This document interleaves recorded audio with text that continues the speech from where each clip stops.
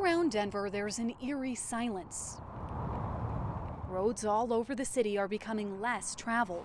More companies are relying on remote work to stay busy while their employees stay at home. But when the COVID-19 pandemic calms down, will people be able to just keep working from home? Let's go 360 on the future of telecommuting. Now, because this is a story about working remotely, we're putting this piece together from my apartment.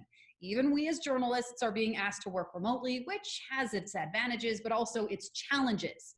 Now, in this 360, you're going to hear from a remote work company, a computer scientist, a finance professor, and a psychologist about the pros and cons of working from home.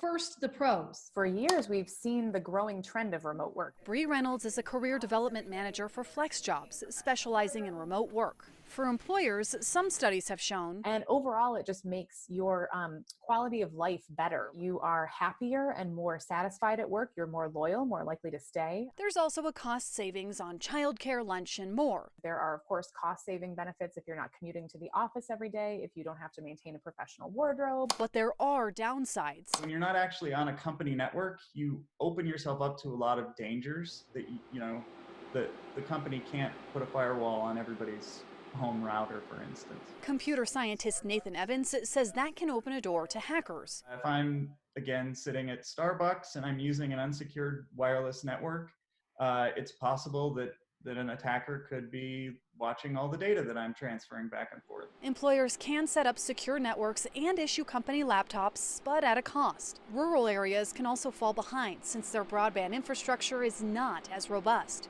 Back on the pro side, This is going to be an experiment to see how we can do. for DU finance professor Matt Klaus, there's a cost savings for employers. If you don't have to house all of your employees in a building, in offices, lots of savings can be made if you now have someone who can work at home. And oftentimes, when you go remote, you also tend to go paperless because a lot of your communication is done digitally. Companies can also find candidates from a wider job pool and retain them for longer. There's also an environmental benefit. The more people that work remotely, the less air pollution there actually is because there's fewer cars on the road. And less wear and tear on infrastructure like roads and bridges. Since its quarantine, China has reported lower air pollution and Italy has seen cleaner waterways. But remote work can be lonely. The social isolation aspect is going to be hard on people.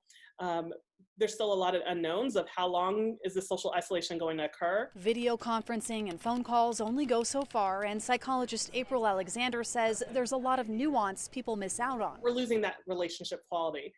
That's going to wear on people's mental health. There can also be a lot of distractions at home, from kids to pets to household chores. You have a lot of flexibility. So how do you stay on task without having a supervisor monitor you? And striking a work-life balance can be hard. When does work end and when do your other obligations at home begin? COVID-19 has forced more companies to work remotely than ever before. This temporary norm could serve as a model for the future or as a stark warning for employers. Working from home might not work for every business, but when the roads are silent like this,